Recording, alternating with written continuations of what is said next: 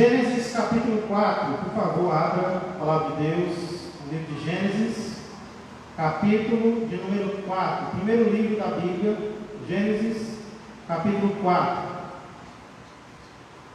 Hoje eu quero falar sobre uma pergunta que frequentemente, muito frequentemente, as pessoas fazem, não apenas a mim, eu tenho ouvido outras pessoas citarem que essa pergunta também tem sido feita para elas, mas também a mim. Só no começo desse ano, várias vezes, alguém me perguntou: pastor, quem foi a esposa de Caim? Pastor, com quem Caim se casou? Aqui na igreja, alguém perguntou, andando ali em outras ruas, alguém me parou e perguntou, na internet alguém pergunta.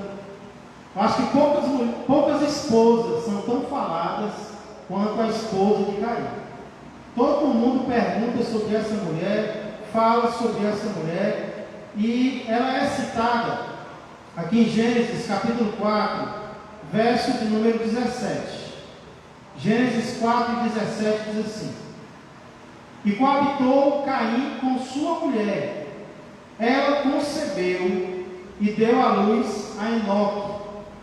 Caim edificou uma cidade e lhe chamou Enoque, o nome de seu filho. A pergunta é: de onde saiu essa mulher? Se até agora, em Gênesis, só haviam sido citados Adão e Eva, Caim e Abel. Só tinha sido citado dois filhos de Adão, ambos do sexo masculino. E a passagem ainda vai dizer antes disso, que um chegou a matar o outro. Então só cita dois, e diz que um matou o outro. Aí a gente lê mais à frente, que Caim coabitou com a sua mulher, e ela concebeu, e deu à luz um filho Enoque, e ele edifica uma cidade, em homenagem a Enoque. Sabe o que isso faz parecer, irmãos? Faz parecer que naquela época já existiam outros seres humanos, além da família de Adão e Eva. Parece que haviam outras raças, além da raça humana ali, além da família de Adão.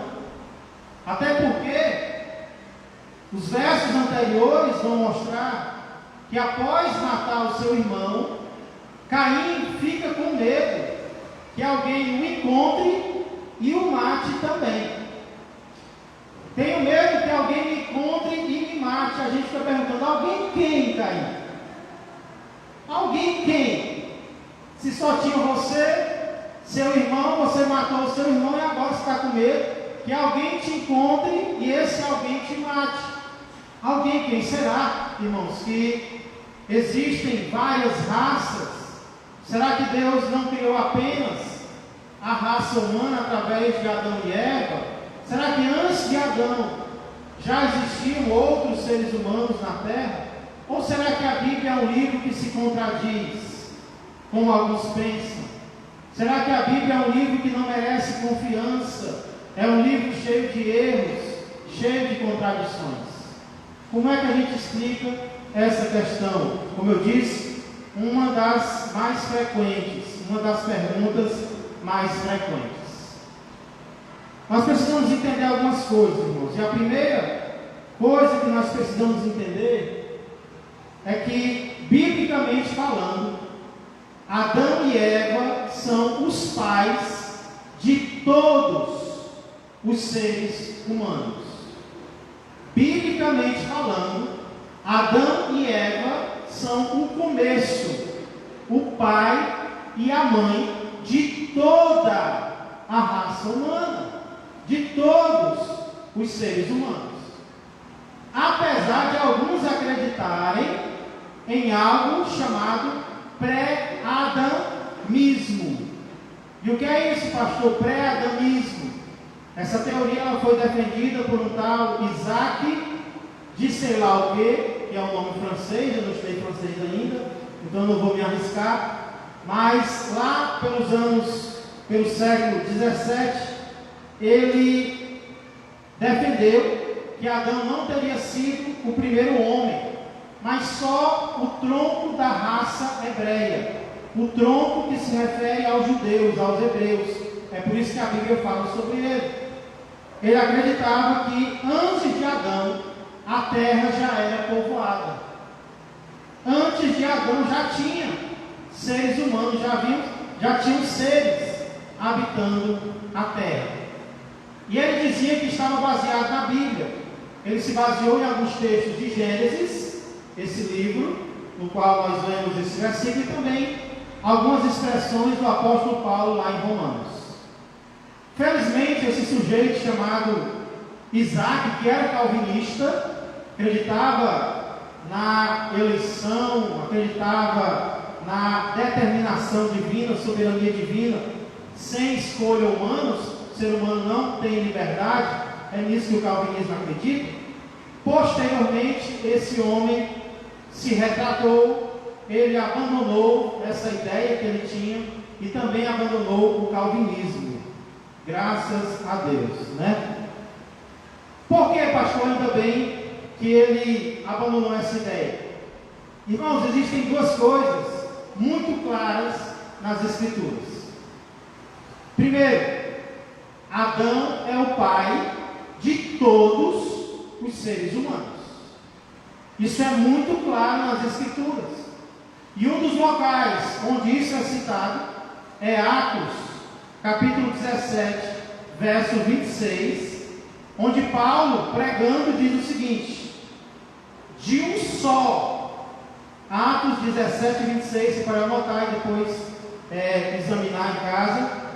Esse verso diz que de um só, Deus fez toda a raça humana para habitar sobre a face da terra, havendo fixado os tempos previamente estabelecidos e os limites da sua habitação. Então Paulo aqui é muito claro: de apenas um homem, Deus fez toda a raça humana. Então Adão é o primeiro de todos, dele vieram todos os seres humanos. Então Paulo aqui, ele cancela a ideia de seres humanos vindo de outro homem, de outro ser que não Adão. Paulo deixa bem claro isso. E não apenas Adão é descrito como o pai de toda a raça humana, mas Eva também é chamada de a mãe de todos. Onde é que diz isso? Capítulo anterior, Gênesis, capítulo 3, verso 20. Gênesis 3 e 20 diz: e deu o homem o nome de Eva à sua mulher. Por quê? Por ser a mãe de todos os seres humanos. Então Adão é o pai de todos os seres humanos e Eva, sua esposa, é a mãe de todos os seres humanos. Então, irmãos, as pessoas podem falar o que elas quiserem. Elas podem dizer que acreditam nisso, naquilo, nos gigantes, nos macacos, seja lá o que for. Mas, biblicamente falando, toda a raça humana, inclusive nós, eu e você, viemos de um único casal, de um homem chamado Adão e de uma mulher chamada Eva. Todos nós viemos deles. E aqui nós poderíamos fazer uma aplicação. A aplicação que nós poderíamos fazer é: já que nós temos o mesmo pai e a mesma mãe, nós não somos tão diferentes assim. Somos? Nós temos o mesmo pai e a mesma mãe, como a Sarinha comentou domingo à noite. Então nós somos todos parentes? De certa forma nós somos todos irmãos? Sim, nós somos. Nós viemos do mesmo homem e nós viemos da mesma mulher. Então por que existe tanta barreira entre os seres humanos, se nós somos tão parecidos? Por que existe tanto preconceito racial? Obrigado. Por que existe tanto preconceito geográfico? Por que existe tanto distanciamento? Às vezes, claro, não estou falando de distanciamento social, que tem que ter. Mas por que às vezes nós nos distanciamos tanto uns dos outros? Nós temos tanto preconceito com a cor da pele de alguém, com o país onde ela mora, com a localidade. Se nós viemos do mesmo homem, da mesma mulher, se nós somos filhos de Adão e Eva, todos nós, por que tanta desunião? Por que tanta divisão? Por que tanta barreira entre nós? Isso é algo que nós devemos pensar, irmãos. Devemos pensar sobre isso e devemos ter cuidado, porque a tendência do ser humano é querer se distanciar cada vez mais do seu próximo. Então a primeira coisa que nós precisamos entender é essa, que Adão e Eva são os pais de todos os seres humanos. Em segundo lugar, precisamos entender também que Adão e Eva tiveram outros filhos e ou filhas, além dos três que são citados. Adão e Eva tiveram outros filhos e ou filhas, além dos três que são citados. Isso é muito importante para entender quem foi a esposa de Caim. Não é porque, entenda isso, não é porque o texto bíblico cita três, que Adão e Eva só tiveram três. Daqui eu lembro a vocês algo que eu gosto muito de repetir. Uma das melhores formas de entender um texto é estudando o seu contexto. E o que é o contexto, pastor? É o que vem antes e o que vem depois do versículo que você está estudando. Muitas das respostas que você procura sobre uma passagem, você vai encontrar dentro da própria passagem.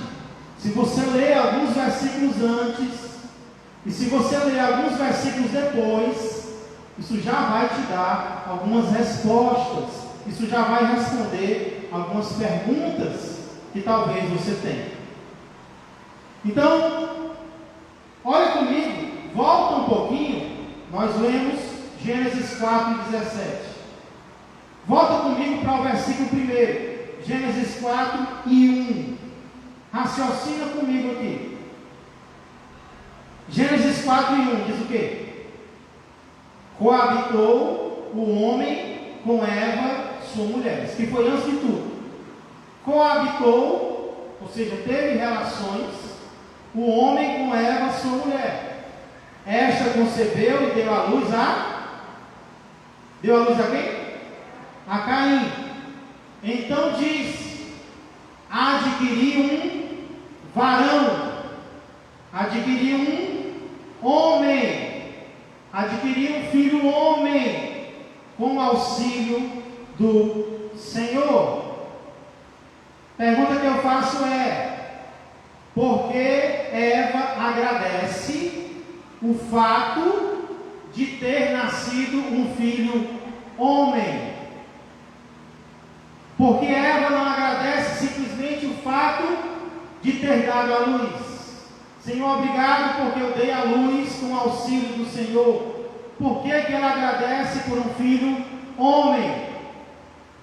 A impressão que eu tenho, o texto não está dizendo aqui, mas a impressão que eu tenho é que Caim foi o primeiro filho macho, ou do sexo masculino de Adão e Eva, porque ela agradece adquirir um filho varão com o auxílio do Senhor. Como se ela dissesse: Deus me ajudou e eu adquiri um filho do sexo masculino. Então a impressão que eu tenho é que Caim não foi o primeiro. Antes de Caim, Eva já tinha dado à luz outros filhos, e esses outros filhos tinham sido mulheres. Porque agora ela não agradece só porque ela deu à luz, ela agradece porque eu tive um filho varão, um filho homem. Ish. no hebraico. Agora vai para alguns versos posteriores. Capítulo 5. Gênesis capítulo 5, versos 4 e 5. Abre a Bíblia, olha e examina o texto. Culto de doutrina, principalmente, escola dominical, é um tempo apropriado para abrir a Bíblia ainda mais e examinar a palavra, ok? Gênesis capítulo 5, versos 4 e 5. Genealogia de Adão. Depois que gerou a Sete, viveu Adão 800 anos. Já pensou, né? Não foi 80 não, 800 anos. Agora olha o que diz. E teve filhos e o que? Filhas. Não foi uma. Teve filhos e filhas. Os dias todos da vida de Adão foram só 930 anos e morreu. O que é que nós vemos aqui? Adão e Eva não tiveram apenas filhos. Adão e Eva também tiveram filhas. Talvez até, como eu disse, talvez, eu não estou afirmando, mas a impressão que eu tenho aqui, eles tiveram filhas até antes de Caim e Abel. Só que, como era costumeiro entre os judeus, não se citava, irmão amado, os nomes das filhas. Só era costumeiro, não é que a mulher valha menos do que o homem, mas era costumeiro citar apenas o nome dos filhos. Por exemplo, quem aqui pode me citar o nome de uma irmã de Jesus, por parte de mãe? Quem pode me citar aqui o nome de uma irmã de Jesus? Tem quem saiba? Com certeza não tem. Sabe por quê? Porque a Bíblia não diz o nome de nenhuma delas. Porém, a Bíblia cita o nome dos irmãos de Jesus. Um era Tiago, o outro era Judas, não aquele que o traiu, o outro era Simão. Você vai ver isso lá em Mateus, capítulo 13, versos 55 e 56. Então, os próprios irmãos de Jesus, por parte de mãe, claro, o pai de Jesus é Deus, por parte de mãe, Maria teve filhos e filhas. Só que a Bíblia só diz o nome dos filhos. Cita o nome de todos lá em Mateus 13, 55 e 56. Mas não cita o nome de nenhuma irmã de Jesus. Esse era o costume daquela época. E isso se aplica lá a Adão. Adão teve filhos e filhas. Cita o nome de quem? Dos filhos. Caim, Abel e Sete. Sete foi o terceiro filho de Adão. Então eu pergunto para vocês: com quem Caim casou? Já dá para saber? Com quem Caim casou? E a resposta é: provavelmente com uma irmã. O que nos tempos antigos, vou já falar para os dias de hoje, mas nos tempos antigos era algo normal, era algo comum. Tem um casal muito importante na Bíblia que era formado por irmãos, quem sabe? Em Gênesis fala sobre eles dois: Abraão e Sara. Eles eram irmãos por parte de pai, se não me engano, ou era por parte de mãe, era só por parte de um dos dois. Não eram irmãos completos, mas eram irmãos e se casaram. E naquela época a gente vai ver que era permitido, ok? Então provavelmente Caim casou com uma de suas irmãs ou uma de suas sobrinhas, que inclusive já poderia ser esposa dele antes mesmo dele ter matado Abel. Porque no capítulo 4, verso 17, não diz que depois que ele matou Abel, ele conheceu sua esposa, não. Diz que depois que ele matou Abel, eles tiveram um filho. Mas talvez eles já eram casados antes mesmo dele ter matado o seu próprio irmão. Amém? Está dando para entender? Tem um desenho aqui. Eita. Digamos que dê para entender, certo? Esse desenho. Mas, se eu desligar aqui, talvez fique melhor. Eita, agora sim. Então lá em cima estão Adão e Eva. E aqui nessa segunda linha, digamos, Caim, Abel, Sete, são os 3 filhos citados. Mas nós vimos no capítulo 5 que Adão e Eva tiveram filhos e filhas. Então, Caim, primeira possibilidade, Caim casou com uma das outras filhas de Adão. Caim casou com uma de suas irmãs, que naquela época era aceitável, normal.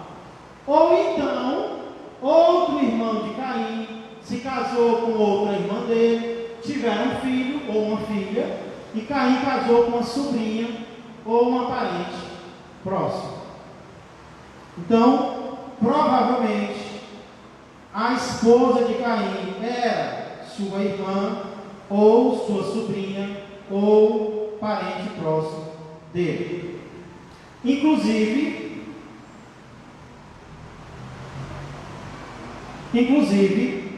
a tradição judaica, entenda o que é a tradição. Uma coisa é a tradição, outra coisa é o que está escrito. Não está escrito na Bíblia, mas a tradição judaica diz que o nome dela era Avã. Avã, do hebraico Avém, que significa vício, iniquidade ou potência, era a esposa e irmã de Caim e filha de Adão e Eva. Então a tradição judaica dá até o nome dela. Já outras tradições, como textos abraâmicos, como a Caverna dos Tesouros, diz que o nome dela era Quelima. Se o nome dela era Avã ou Quelima, eu não sei. O que eu sei é que ela virou esposa de Caim e ela era ou irmã ou parente próximo dela. Ok? Se você tiver alguma pergunta, no final eu vou dar a oportunidade. Mas aí surge um questionamento: pastor, incesto, isso é incesto, né? Incesto não é pecado, não? Isso nos leva à terceira e última verdade que precisamos entender. O incesto só foi proibido muitos anos depois. Onde, pastor? Levítico capítulo 18, abra lá. Levítico, terceiro livro da Bíblia. Gênesis, Êxodo, Levítico, capítulo 18, versos 6 e 9.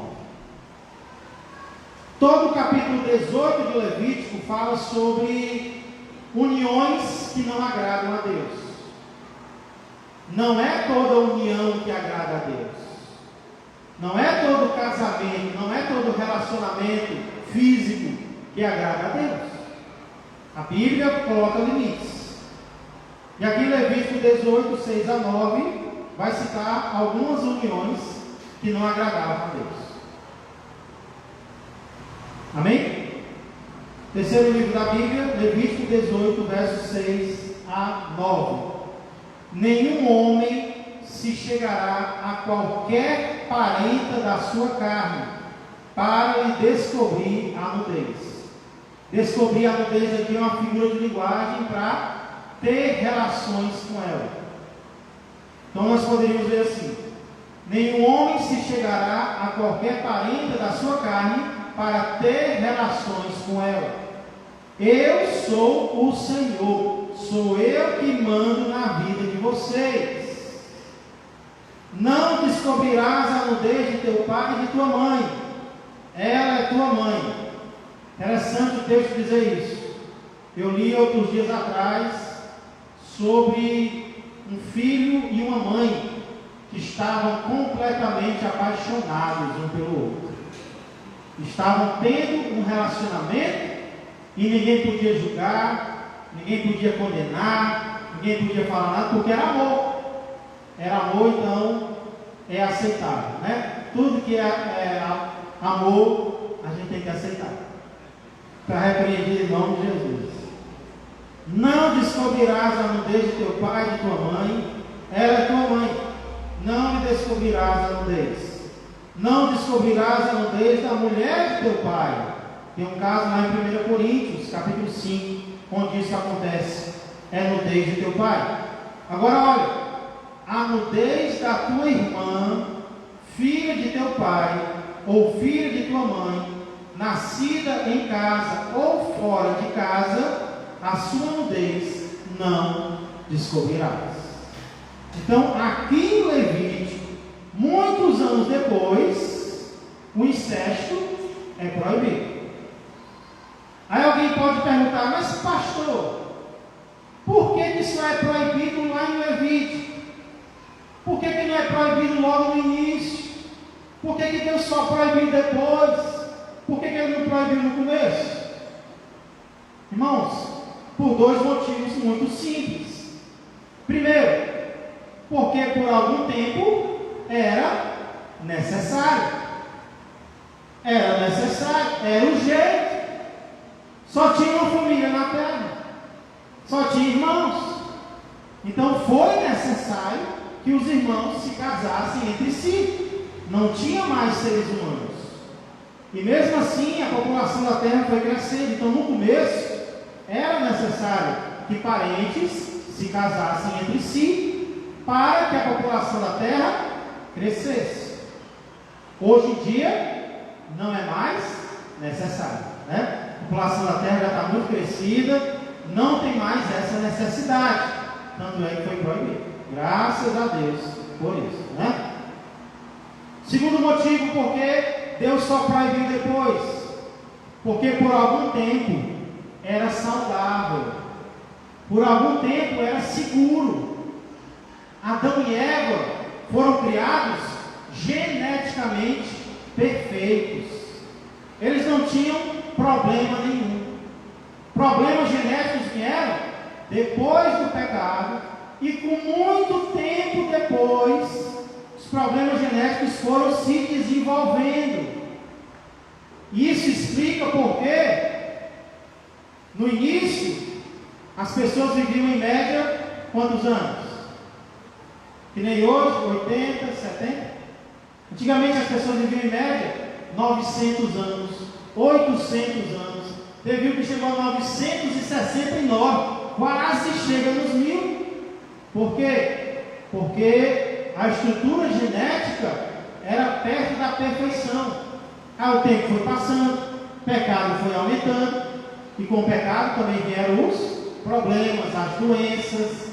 Então a expectativa de vida, ela vem diminuindo cada vez mais, né? Quanto mais perto do início, melhor. Quanto mais distante do início, pior. Então hoje, um dos principais motivos porque o incesto tem que ser proibido é porque ele causa problemas genéticos. Ele causa problemas físicos. Os filhos de parentes nascem com deformidades, com defeitos, problemas genéticos. Por quê? Porque é proibido por Deus. Porém, apesar de naquela época ser necessário e ser saudável, hoje não é mais. Hoje não é mais necessário, porque existem muitas opções além da sua família, e porque não é mais seguro e não é mais saudável. Amém? Uma lição que eu tiro daqui, irmãos: Deus no começo não proibiu, mas em Levítico ele proibiu. Que lição nós podemos tirar disso? A lição que eu tiro é: nem tudo o que alguém fez ontem serve para você hoje. Nem tudo que foi permitido, ou que deu certo, ou que alguém fez ontem, serve para você hoje. Porque o ser humano é engraçado. Ele vê alguém fazendo e ele diz: eu vou fazer também. Deu certo com ele, ele não morreu, né? Comeu baião quente, tomou banho na chuva, não morreu. aí eu vou também. Aí não morre, mas fica aleijado. Assim diziam os nossos pais, né? Então nós seres humanos temos muito disso. A gente vê o outro fazendo e a gente pensa, vai dar certo para mim também. Ora, não é porque com Caim e com os primeiros, com Abraão, com Sara, aconteceu que os israelitas depois iam fazer também. Isso vale para mim e para você também. Ei, isso vale para nós. Por exemplo, em relação a vestuário, em relação a relacionamento. Não é porque alguém fez, eu vou lá e vou imitar também. Nós temos que parar com esse negócio de querer imitar, principalmente as pessoas lá de fora, principalmente as pessoas do mundo. O nosso exemplo é a palavra de Deus. As nossas orientações estão na palavra de Deus. Então, muitas vezes a igreja está querendo imitar o mundo na forma de falar, na forma de se vestir, na forma de se divertir, até na forma de usar as redes sociais.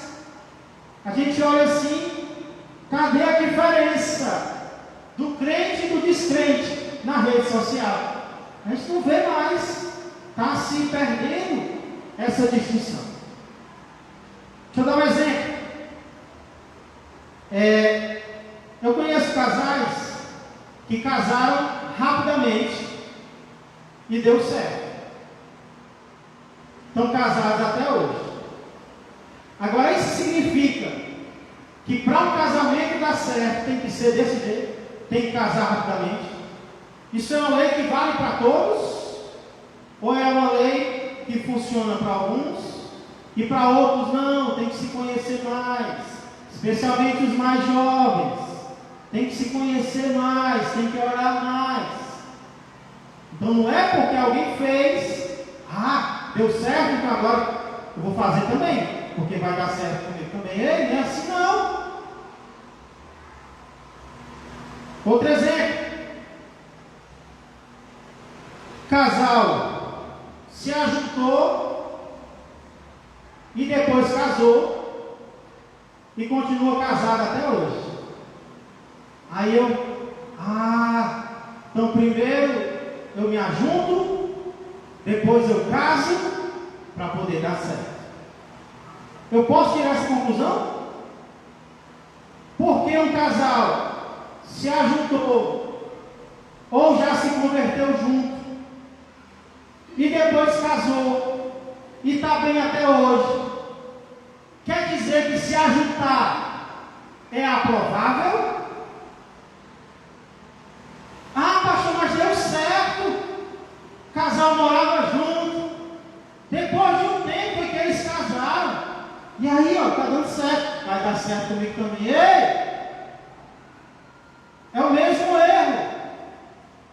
Não é porque alguém fez isso no passado que eu tenho que fazer isso hoje.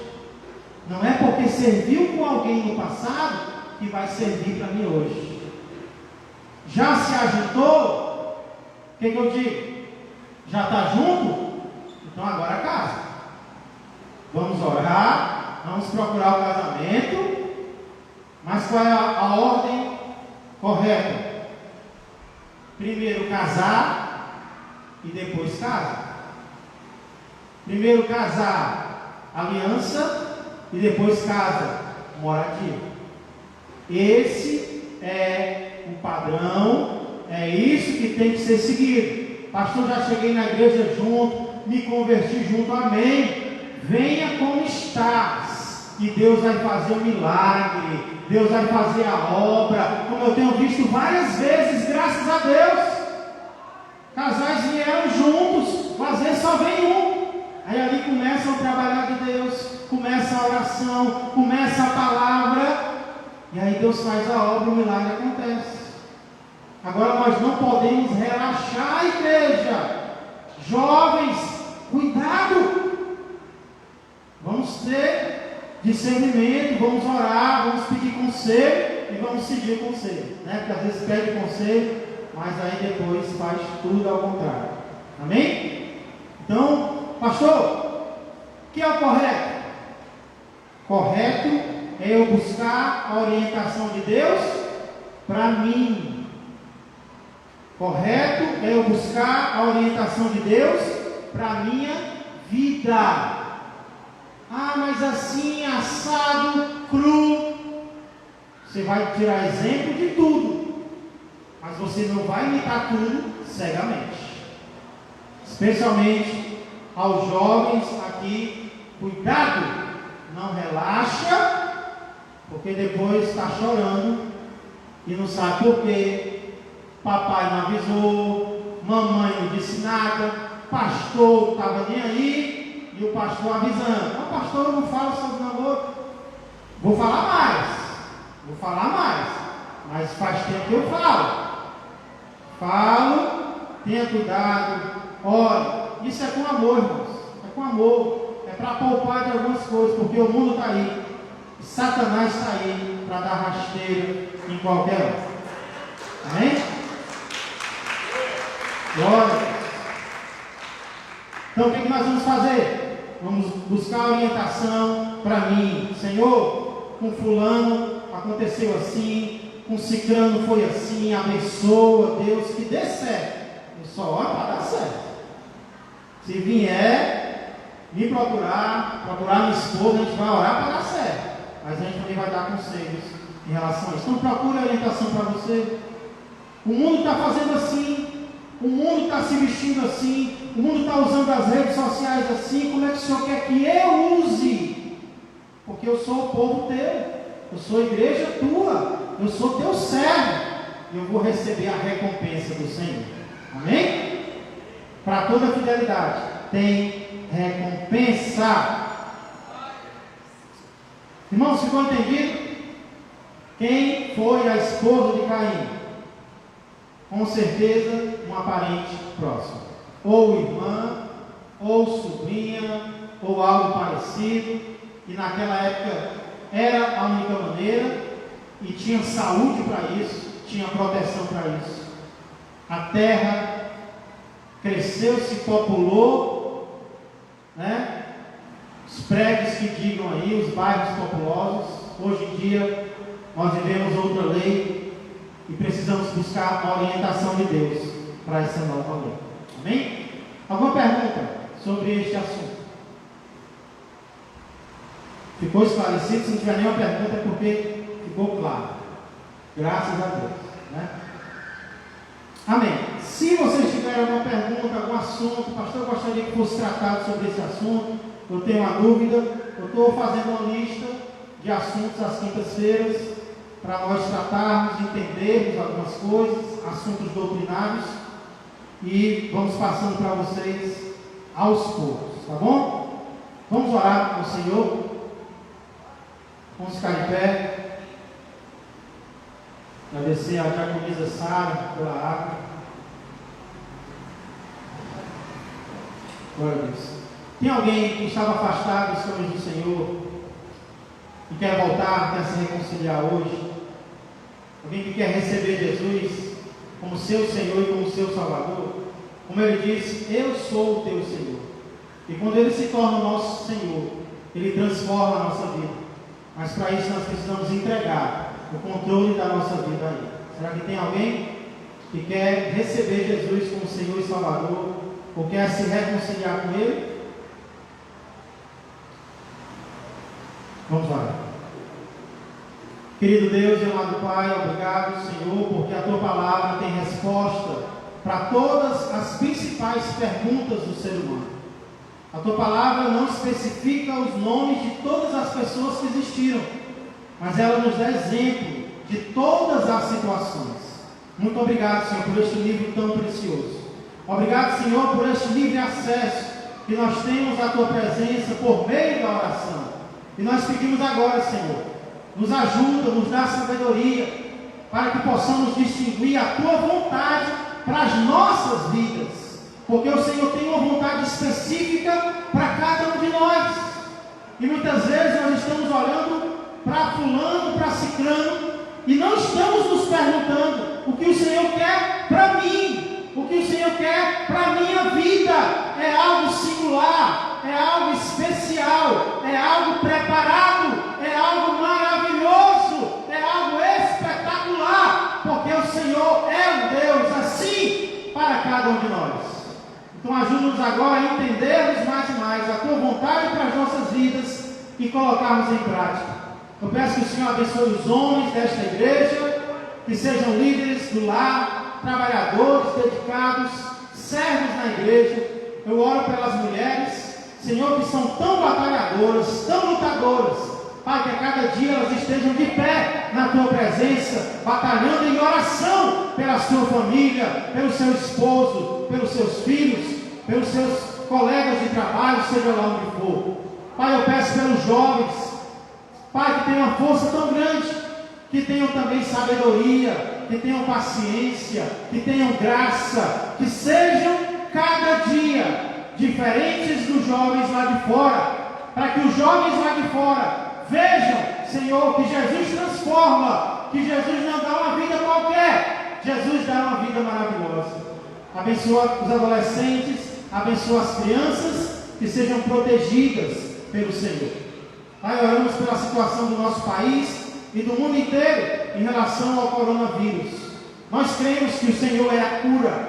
Então nos mostra, Senhor, a cura que o Senhor deseja nos dar, e que tudo seja para a Tua honra e para a Tua glória. Abençoa o restante desta semana, o final de semana, tudo que está programado, que seja tão somente para que o Teu nome seja honrado e glorificado. Obrigado pelos aniversariantes, obrigado pelo meu filho, que hoje está completando 10 anos.